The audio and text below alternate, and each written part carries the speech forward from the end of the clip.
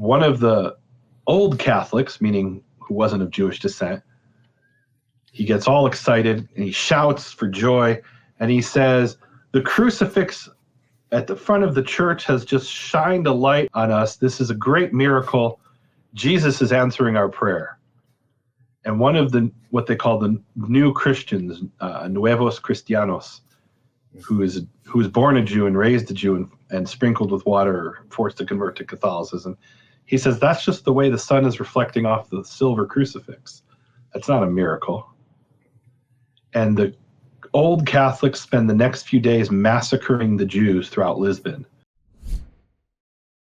Here's the crazy thing. Why does the Catholic Church have the authority to burn people at the stake? Because we have this idea of the separation of church and state. Sort of we do, right?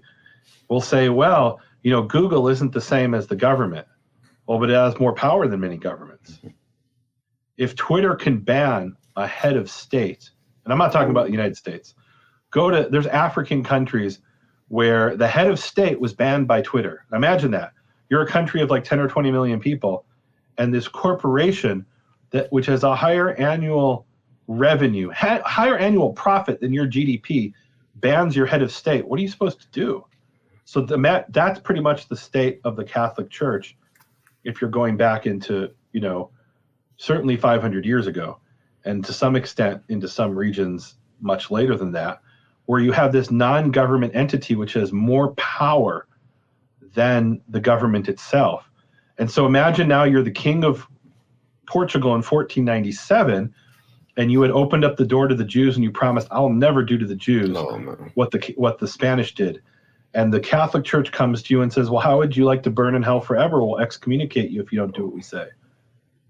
Okay, well, I don't really believe that necessarily, but if you excommunicate me, my cousin's going to slit my throat and claim that he's king, right? That's what's really going to happen, right? Some relative of mine who has a claim to the throne is going to murder me in my sleep, probably with the help of my confessor, who I've trusted my whole life. So I better do what the Catholic Church says, right? It's a parallel to they call this unpersoning, right? Where one of these tech oligarchs will put you under what's effectively excommunication. Okay, maybe I don't care that I've been banned from Twitter. Really? Try operating in the 21st century without a bank account. Let's see how that goes. Yeah. Right? Without the ability to have a bank account. Yeah. That's the next step. And well, what do you mean the next step? They're already doing it now. Yeah. They're literally already doing it now. Yeah. Right. Oh, so like they did with the truckers in Canada. Like they did with the truckers in Canada when they and they shut down their GoFundMe and took all the funds out of it. Right. That's insane. Yeah. Well, no, and GoFundMe could say, well, we're a private company, we're allowed to do that. Really? So if somebody walks, let's say I have a bank, which I don't, right? But let's say I had a bank, and somebody comes in the United States and says, I want to open up a bank account, and by the way, I'm an African American. Oh, we don't allow African Americans to have bank accounts. Well, they'll be immediately shut down, right? And the argument is that you're open to the public. You have to be open to any reasonable. Now, if somebody's coming in and trying to scam you, that's a different thing, right? Right? They're saying my name is, whatever, right? If somebody is committing fraud, that's a different thing. But if somebody comes in with legitimate papers and they're an upstanding citizen, and they're not trying to commit a crime, and you say, I'm not going to allow you to have a bank account in my bank because I don't like your politics. Well, that's what the Catholic Church was doing 500 years ago, and they had the ability to burn people at the stake, right? Wow. Thankfully, the tech oligarchs don't currently have that ability, but they can unperson you in a way. There's this beautiful exchange between Nachmanides, who's also known as Rabbi Moses ben Nachman, sometimes confused with Maimonides, who was Rabbi Moses ben Maimon, right? They have different fathers. Now you just confused me. right. So their one's father's name was Maimon and the other was Nachman, right? So Nachmanides, who's about 50 years after Maimonides dies, he has this debate with the Catholics in Barcelona, and it's known as the Disputation of Barcelona. And it's really an important event in medieval Jewish Christian relations, and really in medieval Jewish history. Well, is he the one who used Shimto's Hebrew Bible or Hebrew Matthew? Nothing to do with it. No, no connection whatsoever. That was a rabbi named Shem Tov ibn Shaprut. Oh, okay. And this is a rabbi named Moshe ben Nachman, or Ramban, he's also called, who's confused with Rambam, which is Maimonides. All right. So Moses ben Nachman, or Nachmanides, he's forced into this debate with a Jewish convert to Christianity by King James I of Aragon, nothing to do with King James Bible, which was King James I of England, or whatever he was king of, I don't know, England and Wales, something like that. This is King James I of Aragon. He forces Nachmanides into a debate, and Nachmanides is like, I don't want to have this debate. And the king says, what, are you afraid you're going to lose? He's like, oh, I'm not afraid I'm going to lose. I'm afraid I'm going to win. And wow. And it's not that I'm afraid. All the people around me, all the other Jews are saying, don't have this debate. If you win, we're going to be persecuted. And guess what happened? He won and they were persecuted. He specifically was exiled from Spain. But he makes this incredible statement to the king where he says, how can I possibly, and I'm paraphrasing here, right? How can I possibly have a debate if I'm not allowed to speak freely? And the king says, well, why can't you speak freely?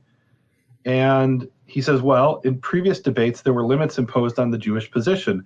The Jews weren't allowed to say anything that the Catholics considered offensive, right? Like if they said you're idolaters for praying to the Virgin Mary, which, and if you're Catholic, I'm not trying to offend you, but that would be the classic position of a Jew in the Middle Ages, that if you're praying to someone who's a flesh and blood human being, who even according to Catholic theology was a flesh and blood human being, fully human, I believe they say, I don't know, that would be idolatry, right? So if a Jew said that in the debate, they would be persecuted and all the Jews would be persecuted. So they weren't allowed to say that. So Nachmanides says, how am I supposed to debate if I'm not allowed to speak freely? What I believe is going to be blasphemy to you, and what you believe is going to be blasphemy to me, right? Otherwise, we would have the same belief. And the king says, okay, I'll give you freedom of speech. So Nachmanides goes into the debate and he wins. But then the person he was debating, named Pablo Cristiani, who was a Jew who had converted to Catholicism back in France, his family was from France, he then wrote an account of the debate, and in his written account, Pablo Cristiani won. And so Nachmanides said, what you're saying is a lie, that's not what happened. And he wrote his own account. And then he was sentenced to death by the Catholic Church. And he said, wait a minute, you gave me freedom of speech. And the king says, well, I control speech. I don't control what's written on Twitter. Right? And I'm joking, half joking. Right? In other words, the king said, I don't control what's written. That's controlled by the Roman Catholic Church. Yeah. And if the priests say that what you've written, you deserve the death penalty, I can't absolve you. So what the king ends up doing is commuting the death sentence to exile. Right? In other words, what the king was able to say, you can't continue to live in Spain, where your ancestors have lived maybe for over 1,000 years, since the time of the Phoenicians came here with Israelite traders, merchants. You got to go. And so he ended up leaving Spain as an exile. Imagine, he's an old man and he's got to go on the road with pirates on the seas, and he's got to travel and hope he doesn't get killed. And he ends up in Israel. Now, is that the story where the guy he was debating was actually one of his, he used to be his mentor? No, I don't know that story. I don't know that story. Yeah, it's something about he had a debate, and they invited him over, and his former student was there eating pork, just to show him that he was going to find out the details of that story. I'd love to read about that. I don't know about it. There was a lot of debates in the Middle Ages. The Jews generally didn't want to engage in the debate because it was no win. If you win, then you're persecuted. If you lose, well, now you have to convert to Catholicism because you lost. Well, who judged the debate? The Catholic king and the Catholic monks. I think usually it was the Dominicans who really hated Jews. There's a famous incident. It's called and people should look this up. It's called the Lisbon Massacre. So there were hundreds of thousands of Jews who flee to Portugal, and in 1497, they're sprinkled with water, or they're told convert and die. And now they're living as Catholics. They have no choice. And there was a great famine. I want to say it was around 1507 or 1508. So that's all it takes for them to declare you Catholic, is they sprinkle water on you and now you're Catholic? In that situation. I mean, I don't think they'll do that today. I can't imagine they would do that today, but I don't know. They did it back then, right? Now, was that strictly speaking legitimate according to Catholic law?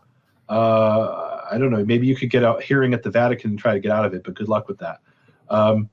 So it didn't, no, you know, they were deemed as, for all intents and purposes, Catholics at that point, and then they had to be forced to follow Catholicism. So there's this drought, and everyone's ordered to go to church and pray. And they're sitting in church, and there's this one Jew sitting in the cathedral. I believe it's the cathedral in Lisbon. And one of the old Catholics, meaning who wasn't of Jewish descent, he gets all excited and he shouts for joy, and he says, the crucifix at the front of the church has just shined a light or shone a light on us. This is a great miracle. Jesus is answering our prayer. And one of the, what they call the new Christians, Nuevos Cristianos, who was born a Jew and raised a Jew and sprinkled with water or forced to convert to Catholicism, he says that's just the way the sun is reflecting off the silver crucifix. That's not a miracle. And the old Catholics spend the next few days massacring the Jews throughout Lisbon, being egged on by I believe it was the Dominicans, it could be the Franciscans, somebody look it up and fact check me. But there were these orders of people, meaning like Dominican order, right? They were monks who had devoted their lives to the Catholic Church, and they go around telling everybody the Jews have just blasphemed Jesus and the crucifix, and that's why we're suffering. That's why you don't have bread on your table, because these new Christians are not good Christians and God's punishing us. And they spend days massacring the Jews until the king's men show up and they stop the massacre. But by then, you know, hundreds of Jews had been killed in Lisbon, right? So this was, I mean, look, this was like the October 7th of the early 1500s. Happened all the time, right? We call these in history pogroms. That's a term from Eastern Europe, but it happened all over the Muslim and Christian world, or Catholic world, but not just Catholic, Greek Orthodox as well, where the Jews are accused of something and they spend days massacring them, and sometimes more. Sometimes it comes directly from the government, right? There's the famous Protocols of the Elders of Zion, which was a forgery produced by the secret police of the Tsar. It's actually kind of crazy because, I mean, it's completely crazy. But what's crazy about it is we know some of the sources of the Protocols of the Elders of Zion. There was a grandson of Napoleon Bonaparte named Napoleon III, and he was a ruler of France. And one of his enemies wrote a fake account of his plan to control the entire world. And there are entire paragraphs of that forgery, which was written in French, which were translated into Russian and became part of the Protocols of the Elders of Zion, right? That's how bad a forgery it was. But it was promoted by the Russian government. And today it's promoted throughout the Islamic world. You could actually, I mean, it's crazy. It's literally taught as fact in certain parts of the Muslim world. This thing that was a conspiracy about Napoleon's grandson. I mean, it's crazy. And now it's say, well, the Jews are really trying to control the world. And look, when the Holocaust happened, what did those people say? I don't know if I'm allowed to say on a podcast. What did Hitler say? What did the Nazis say? What they said is the Aryan people are fighting for their very existence against their Jewish persecutors. That could be Yahya Sinwar, the head of Hamas, right? There really is not that much difference. Maybe you could say there's the racial aspect, which is different. But the basic idea that Jews are our persecutors and we're fighting and we're the persecuted, fighting against our persecutors, in the paranoid fantasy of Hitler, that's what was going on. Well, hasn't Mein Kampf become a... What's that? Hasn't Mein Kampf become a bestseller amongst Muslims? Oh, yeah. In recent years? Yeah, it's really interesting. So I did a podcast about a copy of Mein Kampf that was found in Gaza, and somebody was like marking it up with like, you know, notes. They were studying it. And so I went on Amazon to see, can I get an Arabic copy of Mein Kampf? And there was somebody who was selling one. And I've been buying from Amazon for over 20 years. Oh, think about that. I have been buying stuff from Amazon, originally it was books, right, for over 20 years, and I've never had this happen before. I buy the book, and the seller calls me up on the telephone. And he's like, why do you want to buy this book? I said, well, I'm researching this. What do you mean? I'm researching. He says, do you want any other Arabic books? I said, no, just this one. and he hangs up the phone and cancels the sale. Whoa. Because he didn't want to sell Mein Kampf in Arabic to somebody who wasn't a believer, meaning a believer in the message of Jews are horrible, right? And my name is Nehemia Gordon, and he can see that. Yeah. And he sees this is some Jew who's trying to... Googled you. Well, it's not, you don't even need to Google me. The guy's name is Nehemiah. It's obvious that I'm not Muslim. If my name was Muhammad or Nahamallah, which is the Arabic of Nehemiah, I suppose, then maybe he would have sold me the book. And I've never in over 20 years had a seller not just send me an email, which I don't think I've ever had either, but to call me on the telephone, on my personal cell phone, which you have to put in when you're doing a shipment. Never had that happen. I don't even know if they're allowed to do that. But he did it, and the sale was canceled because, yes, they'll sell that book to each other, but they don't want us buying it because, they know they're not supposed to be disseminating Mein Kampf. You run into these situations all the time, like when you were buying the flash drive with all the Hebrew writings. I've had some weird stuff happen. Some things I probably shouldn't talk about, so let's move on.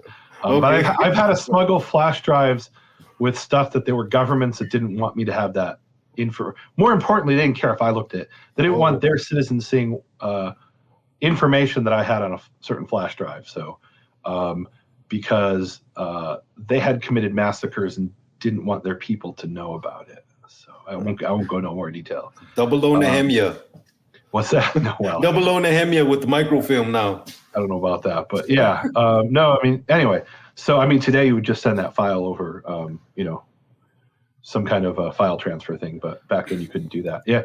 So you have, I don't know how we got onto the topic of pogroms. Oh, I guess we were talking about you having Spanish or Jewish ancestry coming from the Iberian culture. Yeah. So here's an interesting thing that happened.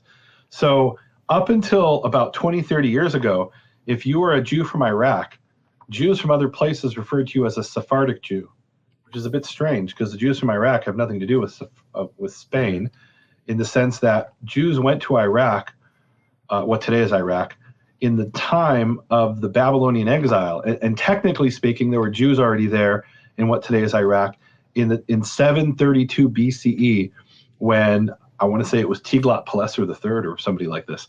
One of the Assyrian emperors invaded northern Israel and took Israelites exile to what today is Iraq, right? So that's 732 BCE. So why would you call them Sephardic Jews?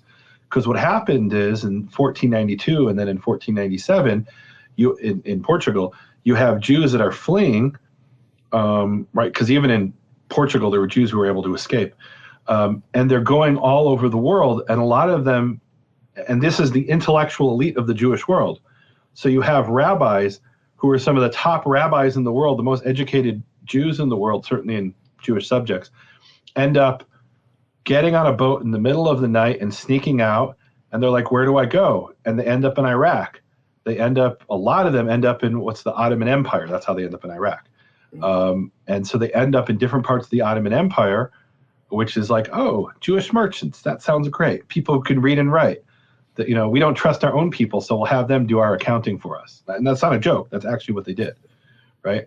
So you have Sephardic Jews who are literally from Spain, from Sfarad, who end up as this intellectual elite going to Egypt and Syria and to some extent to Iraq.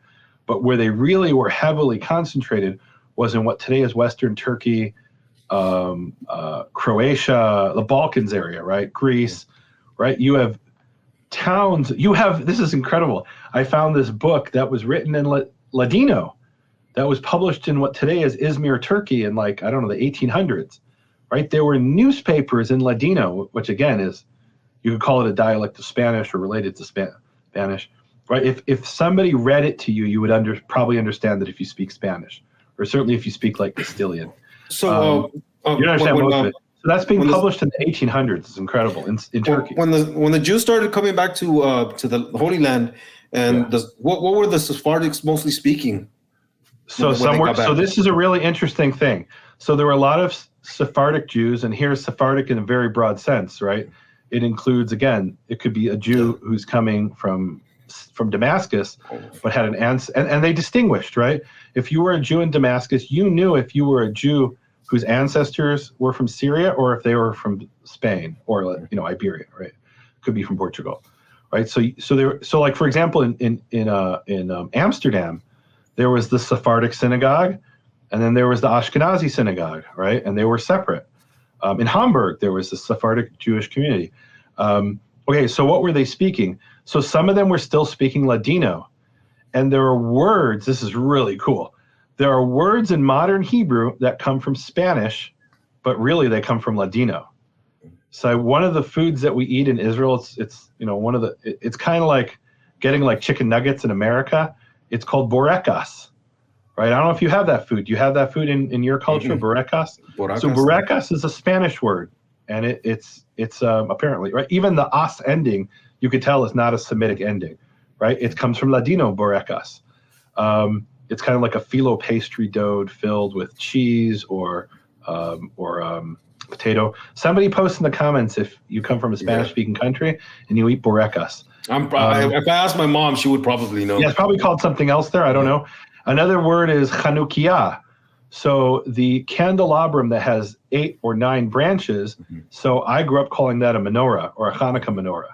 In modern Hebrew, that's called a Chanukiah. Chanukiah is a word in modern Hebrew, but it comes from Ladino. And there's a whole host of words that end in iyah in modern Hebrew, and all of those, or most of those, come from Ladino, right? So, and some of them are original Hebrew modern Hebrew constructions. So, for example, and this is really cool. Listen to this example. So, to hitchhike in British English is called to tramp, right? They call it tramping. Or they used to at one time. So Israel was occupied by the British from 1917 to 1948. And so the word came from British English, tramp. Tramp is to hitchhike, to tramp, right? And the place where you catch a tramp. That's got a whole other meaning these days. Maybe, but in British English at one time at least, it meant to hitchhike. So the place where you catch a hitchhiking ride, right, is called a trampiada. So what's this yada ending? That comes from Ladino. Yeah, that sounds. Trampiada is a Ladino ending, right? Meaning Spanish or Judeo-Spanish, you could call it. Olimpiada is the Olympic Games, the Olympics, right? That comes from Spanish, right? Or comes from Ladino again, right? So you have a lot of words. I don't know if it's a lot. There's a list of words that come from Ladino and from Jews whose ancestors had come from Iberia who spoke Spanish. By the way, some of them didn't necessarily come from Spain. Some of them might have come from Sicily, which was ruled by Spain, or Naples, which was ruled by Spain and still spoke, and so they spoke Spanish, right? Because they came from maybe earlier from Iberia. So the Jews a lot of them who came to Israel in the 1800s spoke Spanish. Some of them came centuries before that. We have this really cool thing where there's a rabbi who arrives in Safat in northern Israel in the 1490s, and he was a refugee from Spain. And they establish a Jewish community. It actually becomes the intellectual center, one of the great intellectual centers of Judaism in the 1500s, was established by Jewish refugees from Spain in Safat, or Safed in English. And in fact, what most people would refer to today as Kabbalah, which is kind of rabbinical Jewish mysticism, most of that was formulated in Spain, in Safat, in Safed in northern Israel, by Jewish refugees from Spain. A lot of the great works of early modern Jewish literature were made by Jewish refugees from Spain.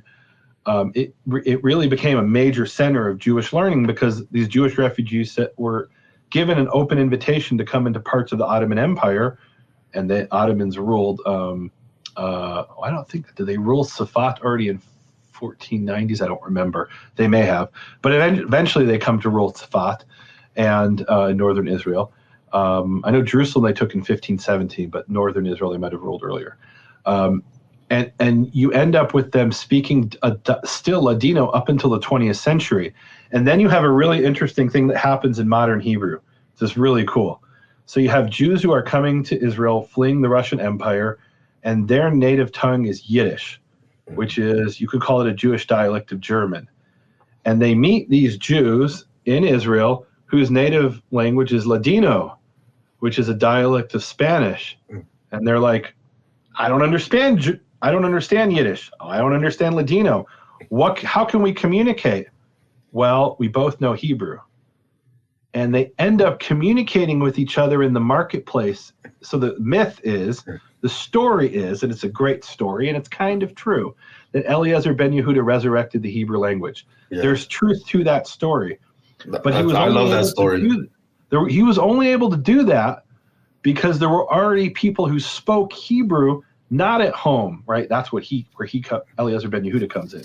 They weren't necessarily speaking Hebrew at home, but when they went to the marketplace and they wanted to buy a chicken from another Jew, and at home I speak Yiddish and you speak Ladino, so I go to the market, I go to the shuk, and I talk to you in Hebrew because we don't have another common language.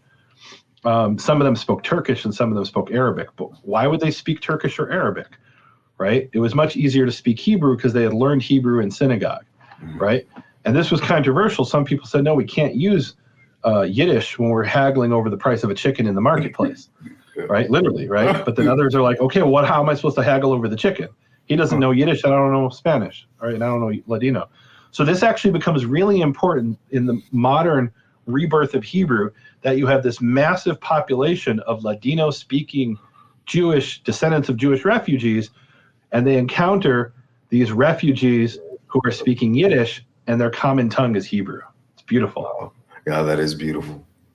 Yeah, that is. One thing I wanted to ask you is I was about the Vatican files or the files that you found in the Vatican. What else did you find? Anything else interesting in there?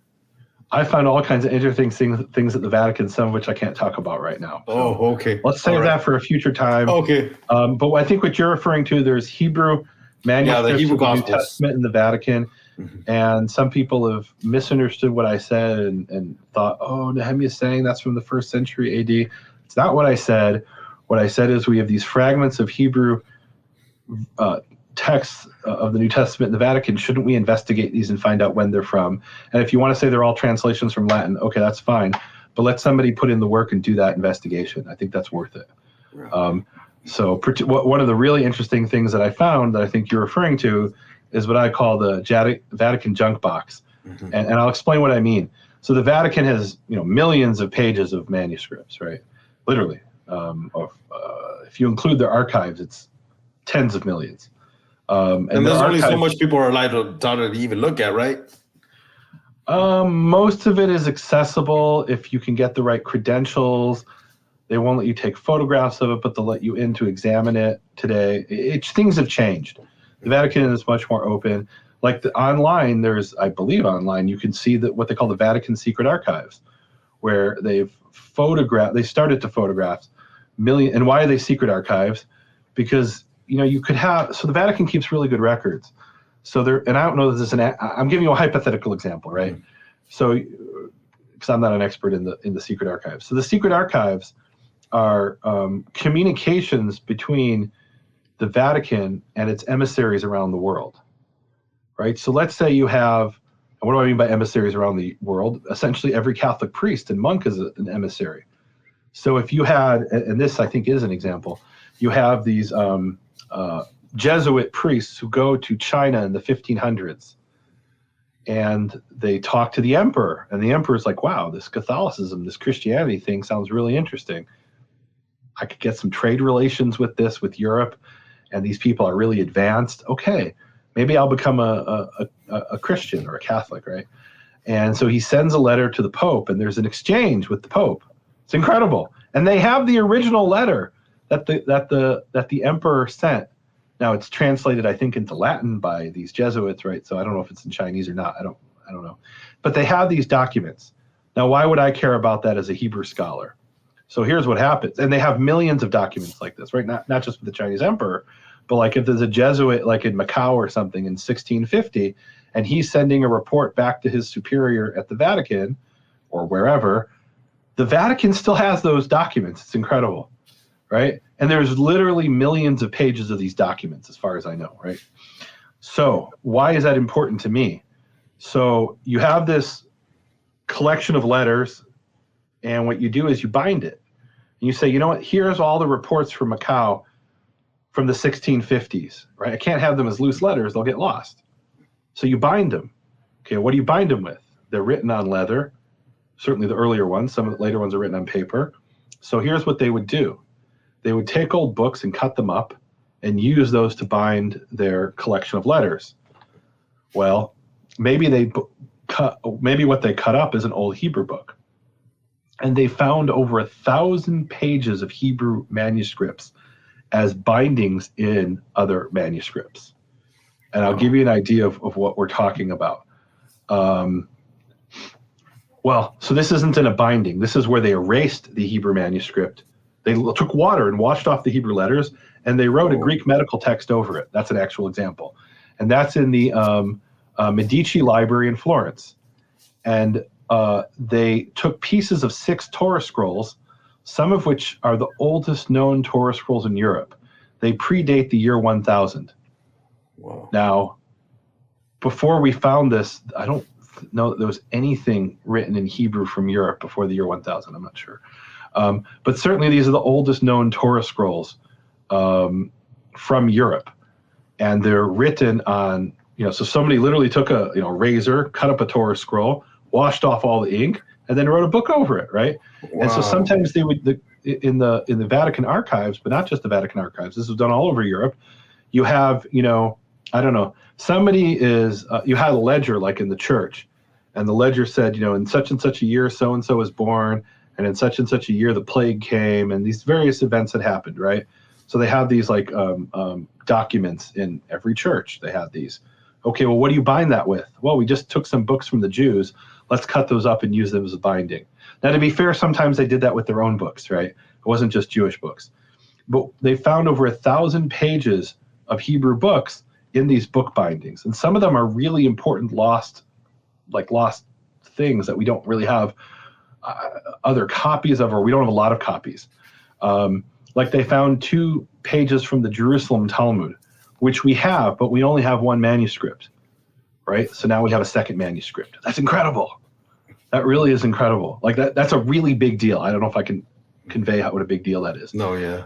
Imagine you have two manuscripts, not of the whole thing, but of this like section, and one of them comes from a book binding, from some book that has nothing to do with it. So the point is, there are. So can you even see the letters, or is this from your imaging where you're seeing the letters in the background? So that was discovered by somebody else, the Jerusalem Talmud, decades ago, and we have a full photograph of it. There is a beautiful thing where they took it out of the binding and photographed it. So we have a full high-resolution photograph that's available now of 2 lost pages from the Jerusalem Talmud. They're not really lost because we had one other manuscript, but that manuscript was 1 witness. Now we have 2 witnesses to this text.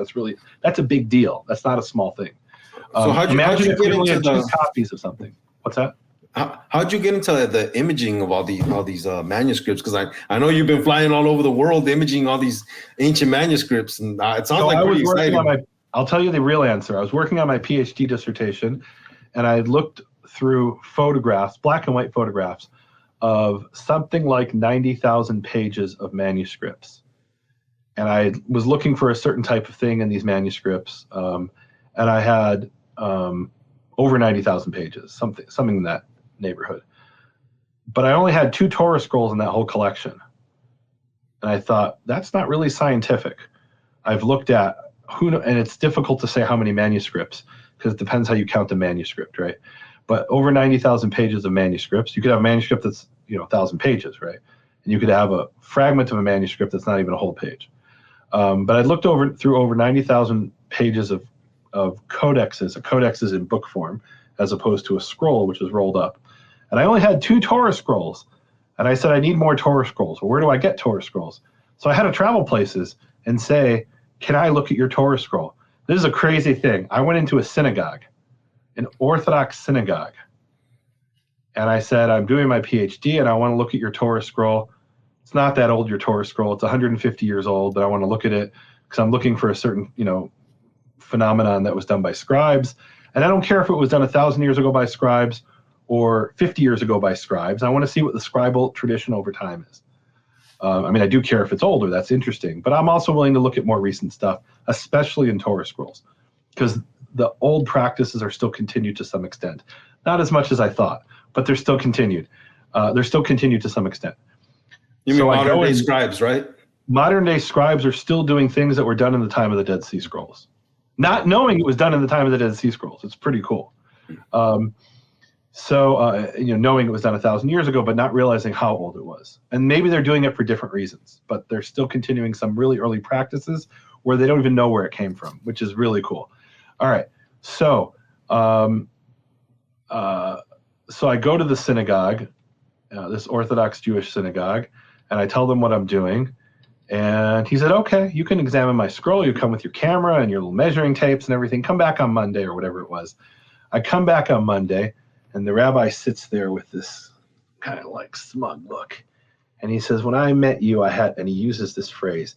He said, my spidey sense went off. I'm like, okay, what do you mean? He said, I looked you up and I saw you were a Karaite Jew. I said, yeah, I'm a Karaite Jew. That's not really what's your point? He's like, well, I was wondering you would be studying Torah scrolls and didn't come to my synagogue, or I didn't know you. How big is the Orthodox community? I'm like, oh, I'm not Orthodox. What's your point? He's like, all right, I'm going to let you examine the Torah scroll. Okay, that's kind of weird. Like, I'm a scholar who's working on a PhD at the time. Like, I'll tell you what was weird about it. I went to examine a Torah scroll in an Anglican church of the Catholic Rite, where you walk into an Anglican church and you smell the incense and there's a statue of Mary. I've been examining manuscripts at the Russian National Library. I've been examining manuscripts at, all kinds of places all over the world. And I never had somebody say to me, except that one incident, like, oh, you're affiliated with this particular branch of Judaism. What would that have to do with my research of I'm not, So your research was for the dissertation or something? That was part of my PhD dissertation, which was at Bar-Ilan University. Man, you really went above and beyond for that one. And Bar-Ilan University is an Orthodox Jewish university, right? So at Bar-Ilan University, I never had a single person say, wait, you're doing a PhD at Bar-Ilan, but you're a Karaite. Because there were Muslims who were doing PhDs at Bar-Ilan University. There were Christians. I actually met a Messianic believer doing, I think he was doing a master's at Bar-Ilan University. Or maybe an undergrad, I don't remember. But he was at Bar-Ilan. So the point is that if you're an academic institution, there should, unlike on the American left, there is not a what's the word? What do they call it? A religious test, right? So part of the one of the core concepts in American civil discourse is that there is not allowed to be a religious test for public office. Now, if I go to work for Focus on the Family and they want me to sign a certain doctrinal statement about the Trinity, that's totally legitimate because they're a religious institution. But if I go to work for the state of Colorado, they are not by the American Constitution allowed to administer a religious test. I actually saw the other day, what's that guy's name? Ben Shapiro appeared before the United States House of Representatives or something like that. And literally this representative he's the Chinese agent. I forget what his name is. Literally he was involved with a Chinese agent.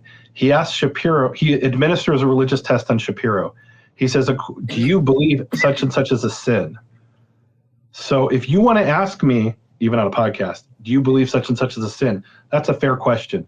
But if I go to testify in court in a public context, in civil public discourse, it's not relevant whether I think a certain thing is a sin or not. Unless it's a court of law, right? Unless it's court. Well, in a court of law, if you ask me, do I think, and I guess maybe there's context, right? Is it against your beliefs to administer the death penalty? And you're on a jury, they're allowed to ask you that, right? But if I'm engaging in a public office, and that would include being at a university, right? A university does not belong to a particular religion, right? I, as a Jew, as a Karaite Jew, I could go and, in theory, right, I could go and work for Georgetown University, which is a Jesuit institution. And if they said, we're not going to hire you because you're a Jew, they would and should lose all government funding. Now, whether a university should have government funding or not is a different question, right? But in American civil life, there is a separation of church and state, and administering a religious test, this is what it's called in American law, religious test on someone. Now, at a synagogue, if he says, I don't want to let you in here because you're not an Orthodox Jew or because you're a Karaite Jew, he's allowed to do that. It was just a bit weird because I wasn't coming as a Karaite Jew, I was coming as a scholar. But if he says, you know what, I only let Orthodox Jews in here, okay, it's your synagogue, do whatever you want, right? This was an ironic thing. I went to examine a Torah scroll that was a Torah scroll that survived the Holocaust at SMU, Southern Methodist University. And the interesting thing about their Torah scroll is it was a kosher scroll, meaning it could be used in a synagogue. And then I went to examine another Torah scroll at a synagogue nearby, and it wasn't a kosher scroll. So they couldn't actually read it. They couldn't read. They weren't allowed to read from it in the prayer services. And so why did they have it? Because it represents the people who didn't survive the Holocaust, right? Here you have an artifact from the Holocaust. And the fact that this scroll survived, but the people who used it 150 years ago, and they're dead now. Now, at the time of the Holocaust, it might not have been kosher either, right? But it survived the Holocaust and has been preserved. That is their physical connection to people who did not survive, and the entire Jewish civilization of Europe that was wiped out during the Holocaust, right? So I understand why they have it. I think it's a beautiful thing they have the synagogue, but I think it was ironic. Southern Methodist University, which allowed me to examine their scroll, and both scrolls came from what today is the Czech Republic. So, they let me examine their scroll, and it turns out, as far as I could tell, at least, it was a kosher scroll. And the one at the synagogue, this other synagogue, was completely not kosher, and they didn't claim it was, right? Like the letters are actually flaking off because, it's so old. That happens, especially from the 18th, 19th century. The ink was kind of a poor quality, and it starts to flake off over time. So anyway, I've had some interesting experiences, gone some interesting places, had some interesting adventures. And if I went to the Anglican church and they said, oh, we only let Anglicans in to examine our Torah scroll. Okay, it's your church, do whatever you want, right? But they didn't say that. They were totally open. They loved that somebody was coming to examine, it was called Pusey House at Oxford, right? They loved that somebody was coming to examine the scroll who was a scholar who would be able to, glean some benefit from it, right? So some historical insights, right? Which I did. It was a really fascinating scroll. So, and to you, what's the most exciting thing you've gotten to see? Well, that's easy. The most exciting thing I've gotten to see is the Aleppo Codex. That hands down, immediately, the Aleppo Codex. I spent 9 hours over 3 days examining the Aleppo Codex with a microscope and with certain other, instruments. And I was able to see things that you can't see in any available photo. Just this morning, I was looking with some scholars at something in the Aleppo Codex, and I said, I think that's such and such, but I really can't tell because it's not a great photo, right? So I'm kind of guessing. Well, when you're holding it in front of you and you pull out a microscope, you can see things you can't see in the current available photos. Now, maybe there'll be better photos in the future, but that's the most exciting thing I've done in my life is examine the manuscript-wise, is examine the Aleppo Codex. And I know that you've gotten some new imaging equipment. How were you able to acquire this new imaging equipment to be able to do it? Well, I mean, I was able to acquire it by just purchasing it, but it was a more question of how did I know what to purchase, right? Yeah. Because and some of the stuff you can't actually purchase; it has to be granted to you. Let's put it that way. I was really blessed. I went and I studied at Oxford University during a 2-week seminar under who I believe is the greatest scholar of Hebrew paleography in the world of this generation, or let's say active working Hebrew paleographer, this woman named Judith Schlanger. And she said, if you're going to really be serious about working on these Torah scrolls and studying this particular scribal practice, you should go talk to this scientist in Berlin named Ira Rabin. So I go to Berlin and I meet Ira Rabin, and she completely changes my life. Because up until then, pretty much everything was just about speculation and could never be proven or disproven. Like this morning, I think a certain letter has been erased and it used to be something else and now it's this. But I don't know. I'm looking at a photograph, which is at, which was done at, 20 megapixels, which was a really big deal 10 years ago. Today, it's not. On my iPhone, I have 45 megapixels. We can do better.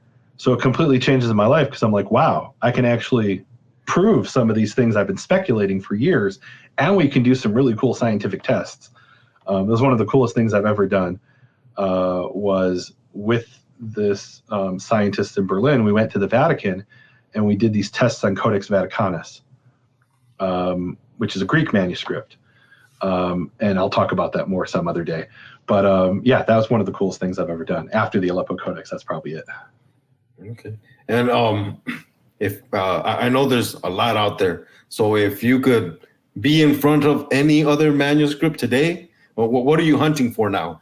The Aleppo Codex. I want to go back to the Aleppo Codex and examine it using X-ray fluorescence technology. Well, back then I didn't have that access to that technology. There's a certain scientific technique that you can use where you can see things that you can't see with the naked eye. You can't even see it with a microscope, and you can turn speculation into definitive answers, right? So that would be one thing I would love to be able to do. There's some other things that I won't share at the moment because I'm trying to get hopefully I'll be able to do them. But yeah, that would be incredible to be able to examine. There are certain questions that we have in these. There are things in the manuscripts that we've been speculating about, we meaning scholars, for over 100 years. In some cases, much longer than that. And you can actually answer questions now in an objective way. And look, things are developing over time where, 50 or 100 years from now, they'll look back at what we're doing and saying, oh, isn't it cute they used that tool? All right, but it's better than nothing. Which the 5 megapixel. Right. Or, they did 50x. Isn't that adorable? They did a 50x imaging. Yeah. And today we have, we're using an electron microscope or something. I don't know, whatever. Or some technology that hasn't even been born yet, right? Somebody walks around with an electron microscope in their pocket, right? I'll give you just a quick example. So there was this little dot in the Aleppo Codex that I saw, and I examined it with a 200x microscope, and it turned out it was a freckle. It wasn't a dot of ink, and you can tell the difference. Not always. Usually you can tell. It's white. No, but in this case, it was actually a freckle. Like I have freckles on my skin. So the cow had something like a freckle or a melanoma. I'm not a dermatologist, right? But it had some kind of blemish on its skin, and people looked at that. Actually, that happened in the, and that wasn't my discovery. That happened in the Leningrad Codex, where people had transcribed these freckles as vowels, as Hebrew vowel points, and it turns out it's literally just some kind of blemish on the animal of the skin of the animal, the skin, the animal skin. And so I saw a similar thing in the Aleppo Codex, and that was pretty cool. And what's up? Another thing I looked at, and I'm like, okay, that's ink, beautiful. Now I know it's not just a guess. What's the oldest manuscript out there that we know of? You have to say what you mean by the oldest manuscript. You mean the Bible? Yeah, of the Torah. Because you could say the oldest manuscript is a clay tablet, which is counting somebody's sheep or something like that, written in Sumerian, right? That would probably be the oldest of the Torah. But the oldest fragment of any biblical manuscript is what's called the Silver Scrolls. They were discovered in a place called Ketef Hinnom, dated to around 650 BCE. They say it's from the time of King Josiah. They were found in a tomb, in a burial cave. Today, it's part of the Begun Heritage Center. At the time, it was on a cliff, or a slope, really, which comes down from the Scottish Church. If people from Jerusalem know what that is. Is that the one with the Aaronic blessing on it? It is. It's exactly what it is. It also has a verse from Deuteronomy that most people don't know about, that they were able to read using high-resolution imaging about 10 or 20 years ago. Where refers to, if I remember correctly, refers to God as Shomer Habrit v'Hachesed, he who keeps the covenant and the chesed is such a beautiful word, and the loving kindness. I believe it's a verse from Deuteronomy, but it also has the Aaronic blessing. Yeah. So that is, and look, anybody can see that at the Israel Museum. You could, I guess, you could say that's the most amazing thing I've ever seen is that, but everybody gets to see that, right? So maybe that shouldn't diminish from it, right? But it is amazing. I mean, think about it. It's a fragment of the Torah, very small fragment, written on a silver scroll. It was probably an amulet somebody used for some kind of superstitious protection, ironically, right? But it is a quotation from parts of the Torah, and it is the oldest surviving fragment that we have. It's pretty cool. Yeah. Well, I know you're a Karaite Jew, and you were rabbinical, and you kind of left that all behind. Is there any wisdom that we can actually glean from the Mishnah and the Talmud? Absolutely. So, well, look, the Mishnah and the Talmud. First of all, there's an entire section of the Mishnah called Ethics of the Fathers or Ethics of Our Fathers, which is beautiful wisdom literature, right? It's great advice. Some of it's advice you might not agree with, right? But other things there are just, I was talking to somebody the other day, and they said, if not now, when? I said, you just quoted a rabbi from the Mishnah. If not now, when is Im lo achshav ematai. I believe that was Shammai who said that. And then he said, Ima ni lo mi li, which is kind of a tongue twister. If I'm not for me, then who is for me? And he said, if I'm only for myself, then what am I? Which is, I mean, beautiful, profound wisdom, right? There's also a lot of important historical information that we can see in the Mishnah and the Talmud and other rabbinical literature. I hate to run after an hour and it's okay. It's okay. Yeah, I've got to wrap it up. I've got another meeting now. It was really good talking to you, Sergio. I really enjoyed it. Yeah, I enjoyed it too. Can you do us a favor and pray us out before we go? Sure. I'll pray the Aaronic blessing, what's on those two silver scrolls. Yevarechecha Yehovah v'yishmerecha. Yehovah bless you and keep you. Ya'er Yehovah panav elech v'yichuneka. Yehovah shine his face towards you, be gracious towards you. Yisa Yehovah panav elecha. Yehovah lift his face towards you. Yasem lecha shalom, and give you peace. Amen. Amen and amen. All right. Well, shalom. Thank you, Nehemia. Hopefully I can have you back on some other time because I only got a little chunk of what I wanted, but it's cool. Yeah. All right. Shalom. So, shalom.